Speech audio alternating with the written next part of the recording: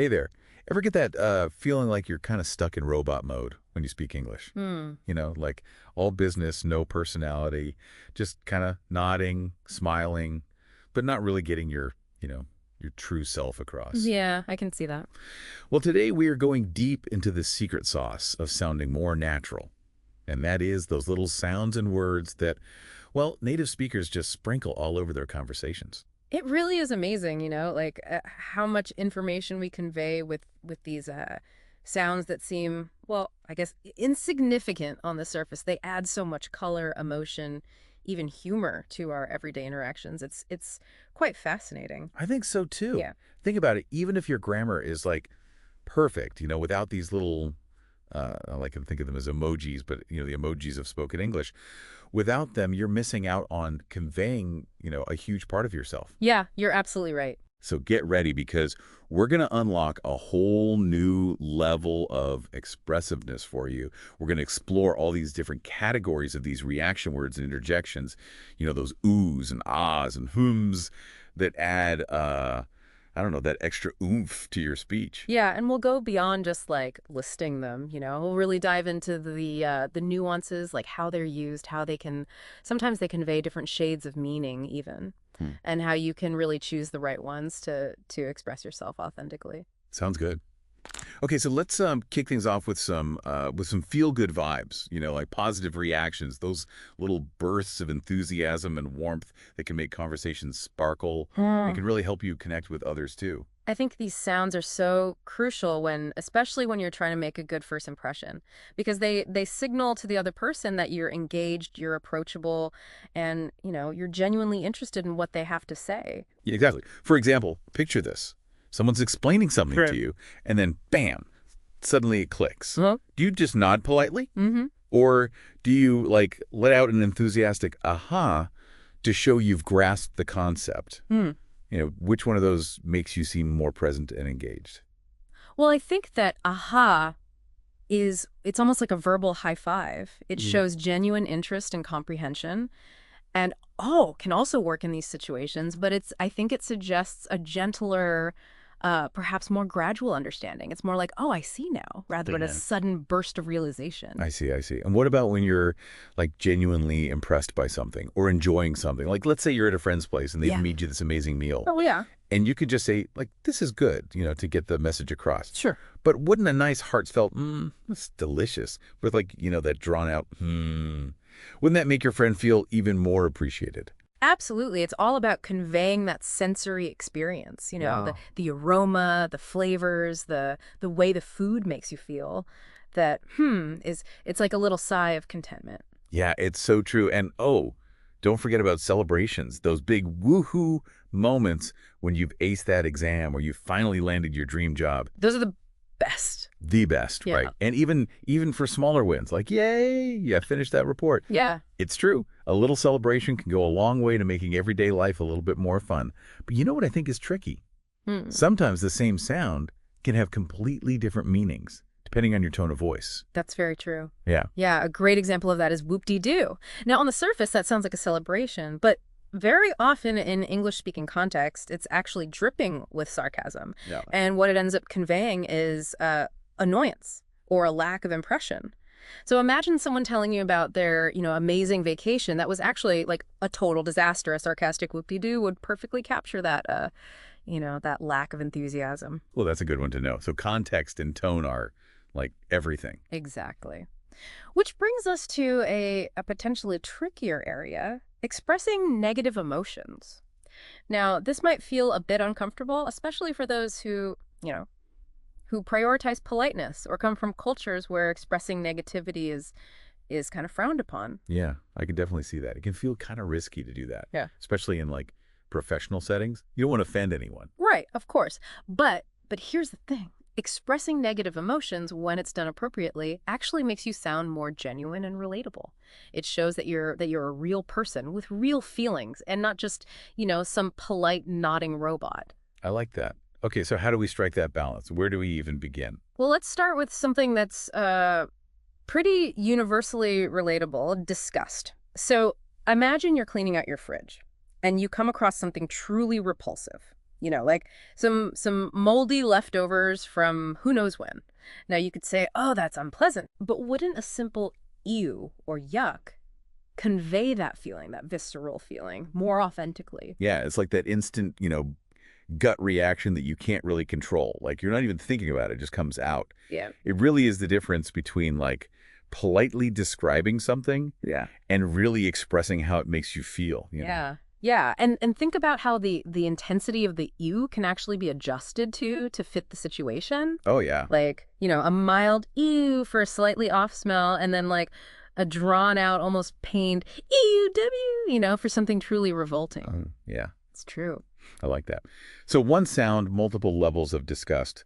What about those moments when, things just don't go your way? How do we express disappointment? Oh, we have a whole spectrum of sounds for that too. A simple but with a sympathetic tone can show that you care when someone shares bad news.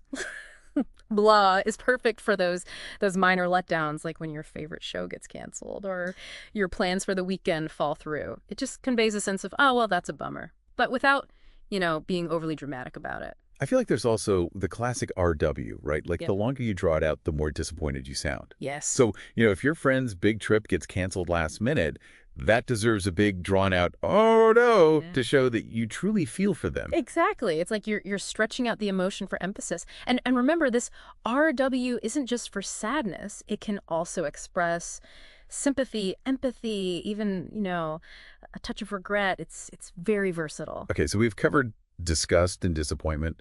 What about when things get like really frustrating? Like, that moment when you realize you left your phone at home or your computer crashes right before a deadline. Oh, yeah. The frustrations of modern life. For those moments, we have and arg, and those also have like adjustable volume to match, how annoyed you are, like a quiet for a minor inconvenience, and then a very forceful r when you just want to scream into the void. It's so true.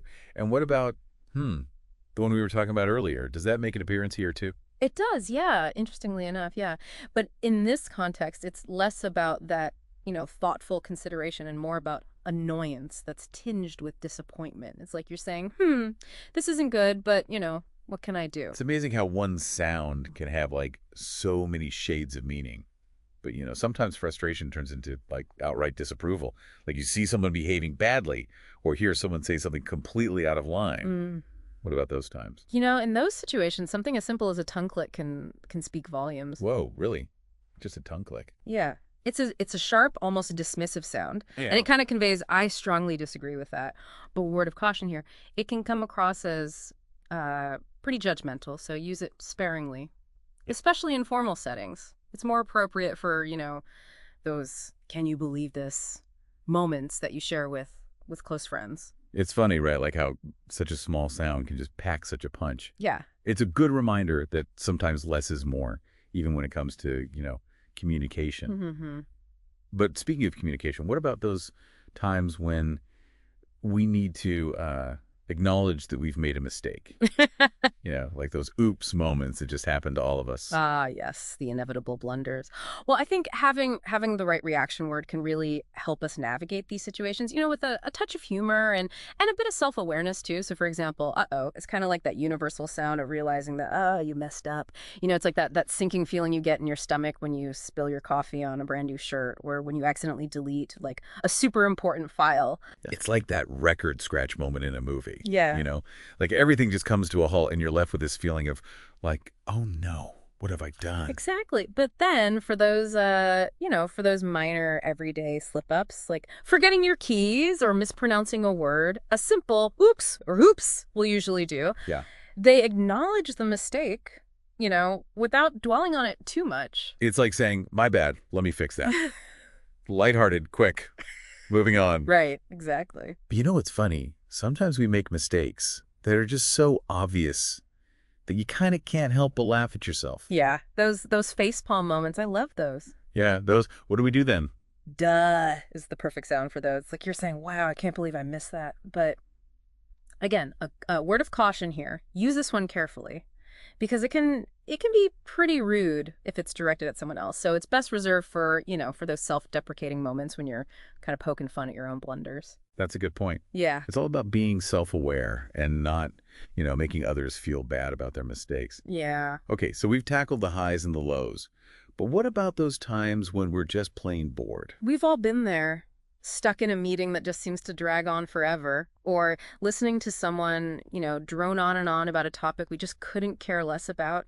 And I think in these situations, yada, yada, yada, can be your best friend. It's such a playful way to skip over those predictable or unnecessary details. Oh, totally. Like if someone is telling you this long, rambling story and you just want them to get to the point already, Exactly. you can just drop in that yada, yada, yada. Like, yeah, I get it. Move it along. Totally. And then there's, which is kind of the sound of ultimate indifference. It's like you're saying, I'm not impressed. This doesn't really excite me. It's like the shrug of the shoulders, Yeah. the verbal eye roll, the whatever of spoken English. Perfect for those moments when you're just not feeling it. And let's not forget our old friend, Bovril. Remember how we talked about it and how it conveyed mild disappointment? Yeah. Well, guess what? It makes a comeback here, too. This time, it's signaling that general sense of boredom and lack of engagement. Yes. It's like you're saying, this is so uninteresting. It's making me sleepy. So many uses for one little word. It's incredible. Okay, let's shift gears a little bit and explore those moments of surprise and confusion. Those times when you just need a moment to, like, process information or react to something that's unexpected. Mm-hmm. I think these sounds are so important in conversations, especially in those where you might need, just a little extra time to think of a response, because they give you a way to acknowledge the speaker and to signal that you're listening while you're still gathering your thoughts. Yeah, for sure. Like when someone drops a bombshell, piece of news, and you're just completely caught off guard, instead of just staring at them blankly, a well-placed ooh or a whoa can buy you, a few seconds to process what you've just heard. Exactly. Oh, I think is that classic sound of sudden realization. Like, when you discover a hidden talent or you uncover a long-lost family secret. It's a versatile sound. It can convey everything from mild surprise to utter astonishment. Yeah. And then there's eek, right? For those startling but not necessarily pleasant surprises, like when you think you're home alone and then you hear a strange noise, or when you open your mailbox and find a parking ticket. Oh, yeah. It's that little gasp of fear or alarm. Yeah, exactly. And how about whoa? Another versatile sound that we've encountered before. This time, it can express amazement, like when your friend announces they won the lottery, but it can also signal a need to kind of slow down in a conversation. So if someone is speaking too quickly or maybe overwhelming you with information, a well-placed whoa, whoa, whoa can politely ask them to pause or clarify. Yeah, it's like saying, hold on a second, I need to catch up. Exactly. And let's not forget, yikes. That's reserved for those, concerning or unpleasant surprises like finding out your flight has been canceled or realizing you locked your keys in the car. Yeah. All of these sounds are really about conveying that initial shock or disbelief, and they give you a moment to process that unexpected information before you have to formulate a more articulate response. So we've covered the OMG moments. What about those times when we're just plain confused? Like someone uses a word that we don't understand or we miss a crucial detail in a conversation.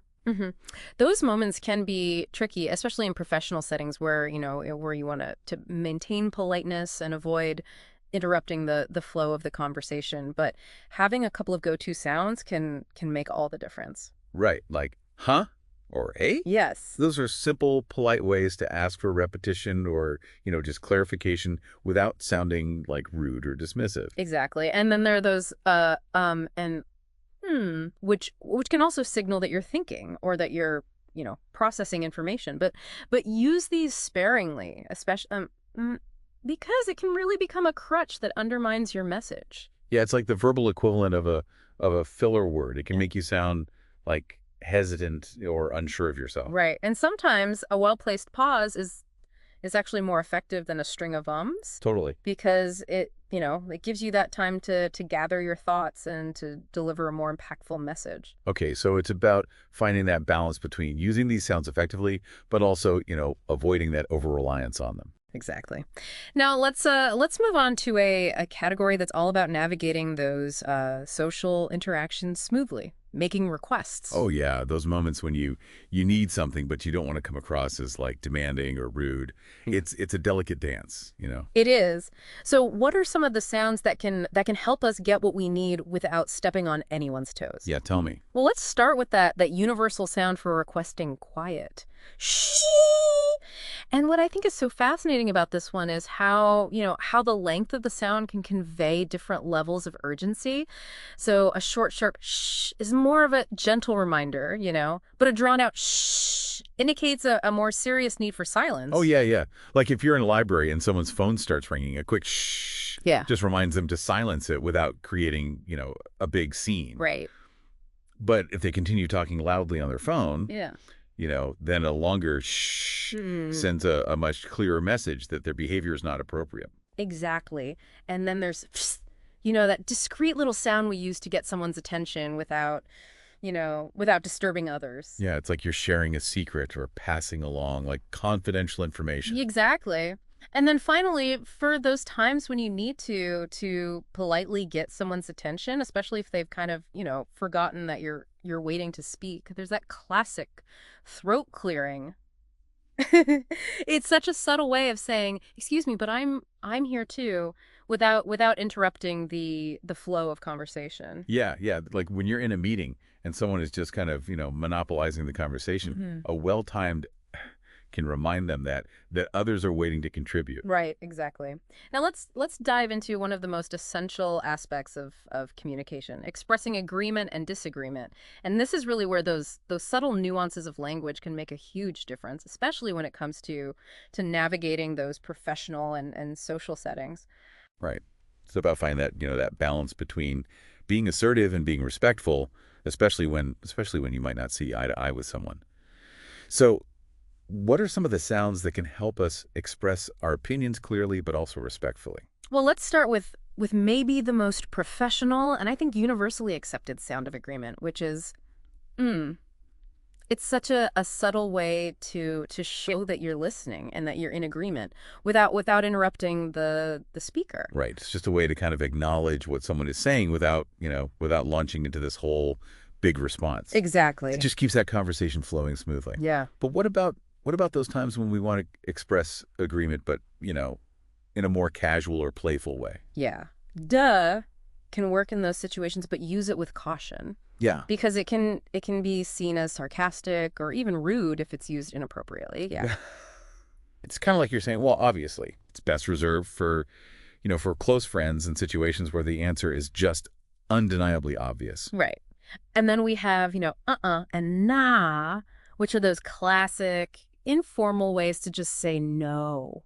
They have Mm. that laid back conversational vibe, and they're best used, I think, with friends and family. Yeah, for sure. Yeah. They're definitely more playful than a straightforward no. What about nay? Nah is another friendly, casual no. It's short, sweet, and to the point. It's just a gentle way to decline an offer or disagree with a statement without making a fuss about it. Yeah, yeah. Perfect for those low-key situations where you just want to kind of, express your opinion without sparking a big debate. Exactly. And then we have like Trish, right? Yes. Which is like similar to a tongue click, but with a P sound. Right. And this one conveys a much stronger sense of disagreement, often with a hint of frustration or disapproval. So use it sparingly because it can come across as quite confrontational. So we've really covered a whole spectrum here, haven't we? Of agreement and disagreement, from that subtle to the more forceful Trish. It's really amazing how these little sounds can convey so much meaning. It really is. And remember, it's all about finding the right sound for the right moment. And when in doubt, it's always best to err on the side of caution and choose a more neutral expression, especially when you're, interacting with people that you don't know that well or in those more formal situations. Right. Now, I know what you're thinking.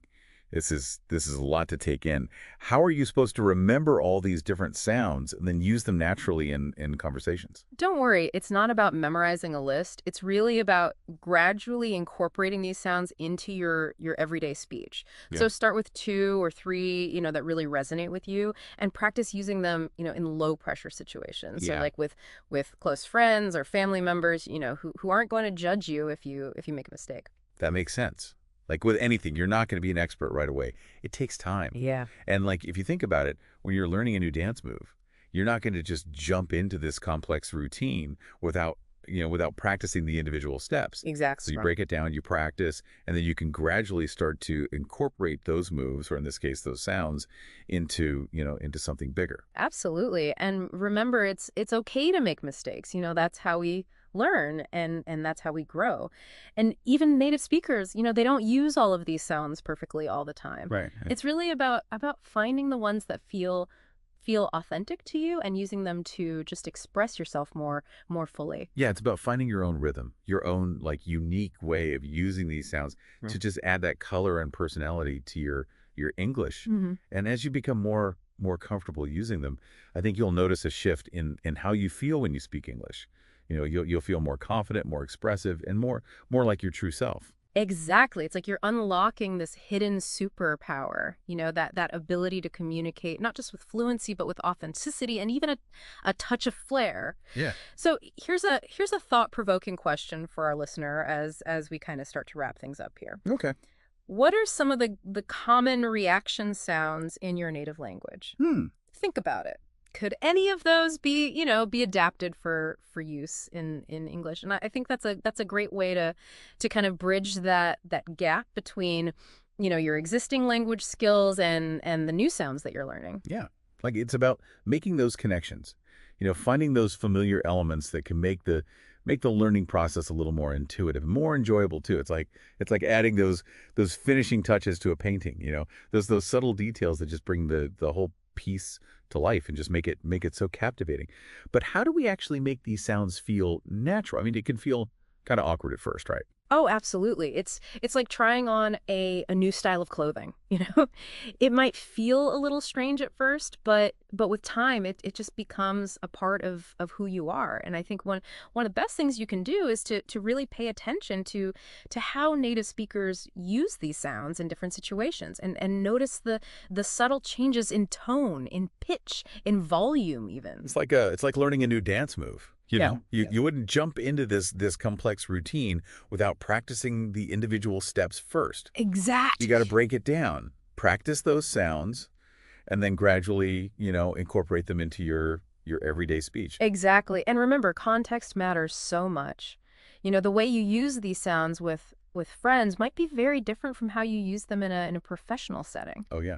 It's like adjusting your wardrobe for different occasions. You wouldn't wear a ball gown to a business meeting. Exactly. And the same goes for these sounds. Choose the ones that fit the situation and the people that you're with. Right. And don't be afraid to make mistakes. That's how we learn, that's how we grow. And remember, even native speakers they don't use all of these sounds perfectly all the time. It's about finding the ones that feel authentic to you and using them to express yourself, more fully. Yeah.